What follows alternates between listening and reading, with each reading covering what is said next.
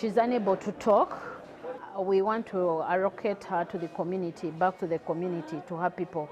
If kindly we can get her people and she's relocated, that will be good for us. Thank you. Here in these sterile corridors, the unknowns reveal themselves in myriad forms. A mentally unstable soul seeking clarity, a mute patient whose silence speaks volumes, an unconscious body whose story is yet unwritten, and an autistic individual navigating a world of overwhelming stimuli. But since we cannot trace where they have come from, where their relatives are, they are stuck with us. Like we have one of them, this is now the 4th month. She is disabled in the first place, mentally and physically, and then she's not able even to trace where the relatives are or where she comes from. She was brought by police. So she has been stuck with us. This is the 4th month, and we are trying to see how we can trace where she comes from. We have some organization called CAM that partners with Mulago Hospital. Mulago takes care of the investigations and medications. Then they also take care of the bathing and feeding of the patient. The clothes are got from the community, from people who donate. Some who come and they are dirty, they take them, wash them, and that's how they get them.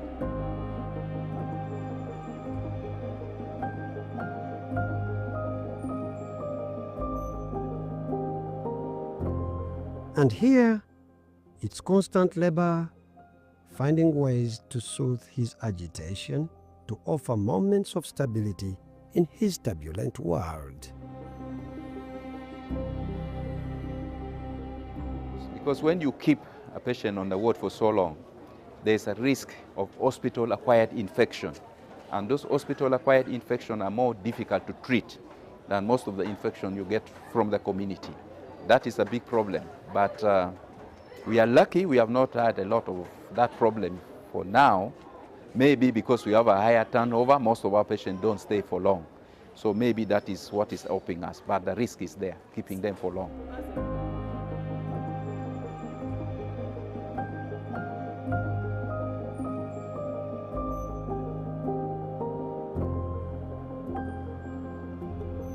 For those who slip into unconsciousness, every diagnostic tool becomes a voice that tells us there is still hope.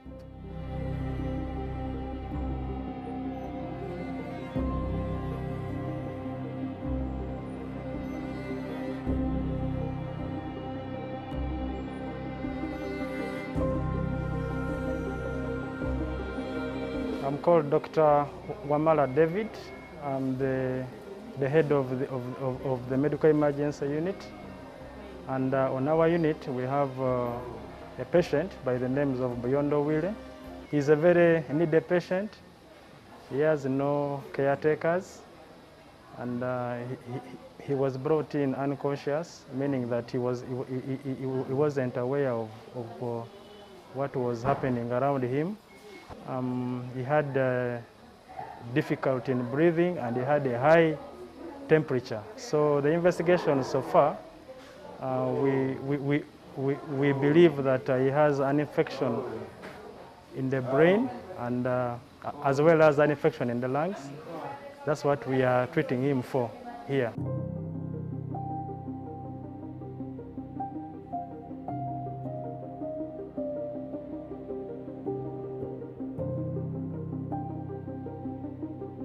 All those who are not known, we work hand in hand with the social workers of the hospital, who play a very vital role in tracing for their families, and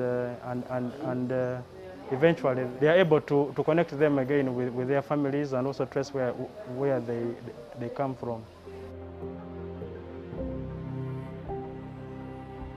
The approach here is tailored, understanding that every stimulus can either comfort or overwhelm. It's about creating a safe place. Patients tend to improve, and when they improve, they are able to tell us their names and where they come from, and we are able to make contacts and get their families involved. But those whose prognosis is poor, they, by discharge time, one is not able to speak. They may heal physically, but the severe brain damage suffered doesn't allow them have coherent speech anymore.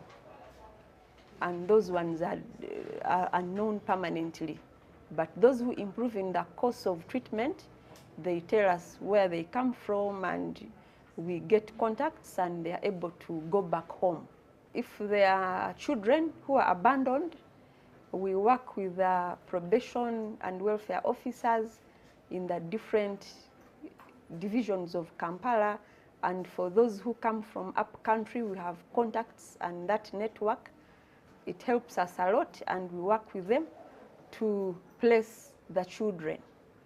Mothers like abandoning children in Mulago.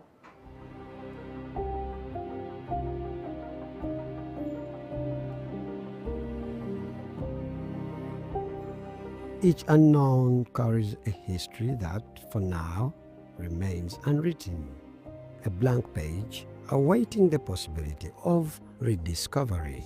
You have this patient who is not going away because they are not yet able to say where they come from, but treatment is already weaned off, so they disadvantage others to get beds and enjoy the stay in the hospital.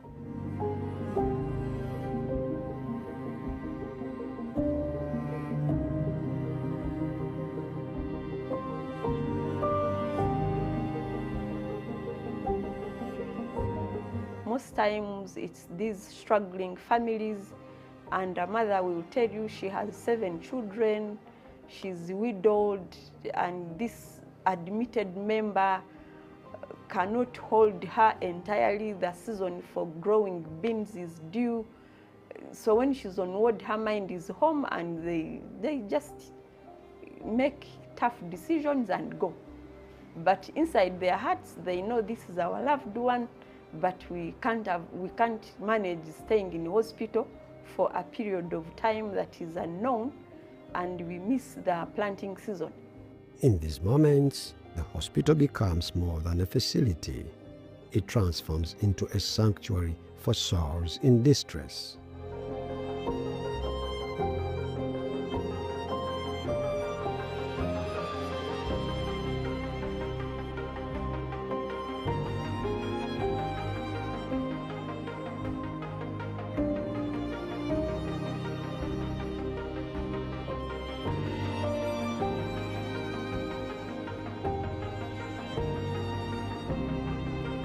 Beyond the medical emergencies lies a quieter battle, a fight to preserve dignity and to reconstruct identities lost in the chaos. It is here that the hospital's administrative teams work diligently, piecing together clues, calling families, and sometimes rewriting destinies. It is a labor of love, a commitment to ensuring that every life, even when marked unknown, is cherished.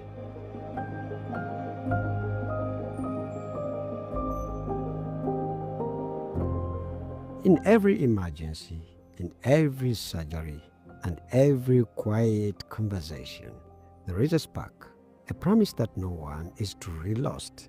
The unknowns remind us that the human spirit endures even in anonymity. The most unusual one, it's a mother, and I think I can call her a wife, in her late 50s, and her daughter in her mid-20s. They were nursing their father on, I think, Ward 4B for about 2 to 3 months, and the father passed on, and we felt so bad, and we consoled them, and they told me, now we are going back to the community, we need to organize for burial and inform the elders and raise money. And they did not show up again. Never. They have never returned. It is years now. Yeah, that's one that I keep remembering. Eventually, KCCA had to come in and do their part. They never returned at all. It was a former husband to this lady and a father to the daughter, and they left. They told us, okay, please let us, and we understood. You know, two females in charge of a dead body of an adult, it was a bit tense, but they went for good. After 7 days, the mortuary staff told me, Lydia, be serious. This person, please give us a phone call, and they didn't pick. So eventually they said, things are tough here, you just leave it. That's it. A wife and a daughter to someone.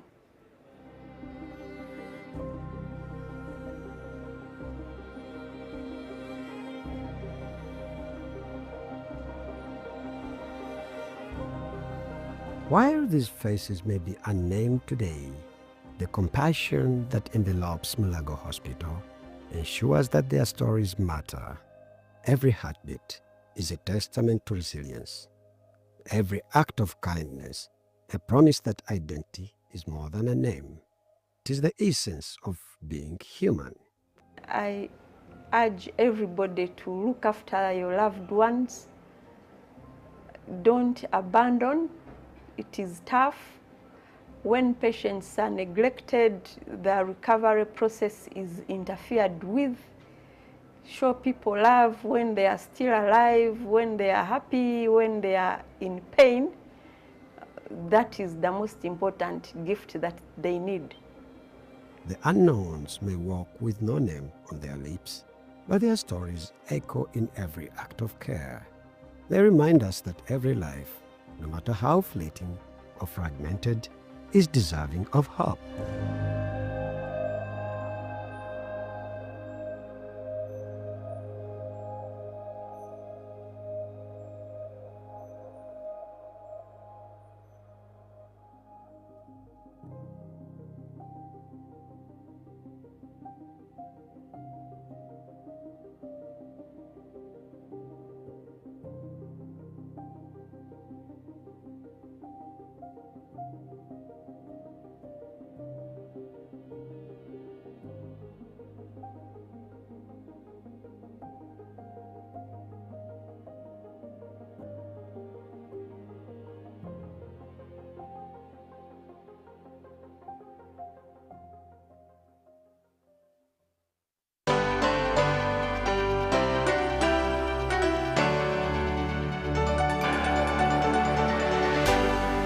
UBC, inspiring Uganda.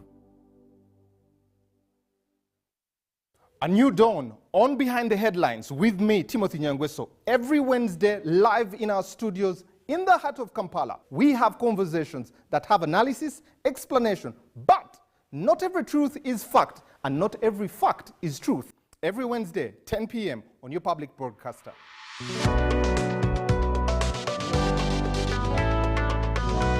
All on your public broadcaster, UBC, inspiring Uganda.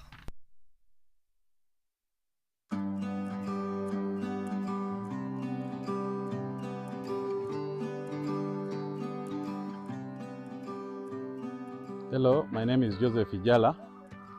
I'm the proprietor of Taifa Farm, which is located in Serere in a place called Kakusi, where we are. And in Taifa, we have dairy, poultry, and we're also making laundry bar soap. But we also have the value addition aspect of the farm, where we produce yogurt and pack it, tin it for the market. This project started 11 years ago after an inspiration from His Excellency, the President of Uganda, when he had come here and he was teaching people about the 4-acre model. He was having a rally in Soroti, and that time I was working as a taxi driver. I was doing that Massa business in Soroti. So when I heard this, when I heard he was around, I crossed to go and listen to his story. And he was talking about a 4-acre model, how to improve household income. So when I came back, I was fired because I delayed there and the cracks came through. And the guy said, you go and eat those words that you had. But I had already this land, 2.5 acres, but I also had local chicken here. But after hearing that, I got inspired to put more effort on raising this chicken. So I raised the chicken to the tune of about 100 of them. Then I got a small incubator. That was about 4 eggs. So I used that incubator for multiplying my local chicken farm. Eventually, I was having 1,500 local chicken around, and I was very famous for local chicken. So, but then local chicken were not answering my day-to-day needs. So I decided to translate it to layers. In Taifa farm, we have 10,000 layers, which give me about 310 trays per day. And each tray goes at price of 10,500.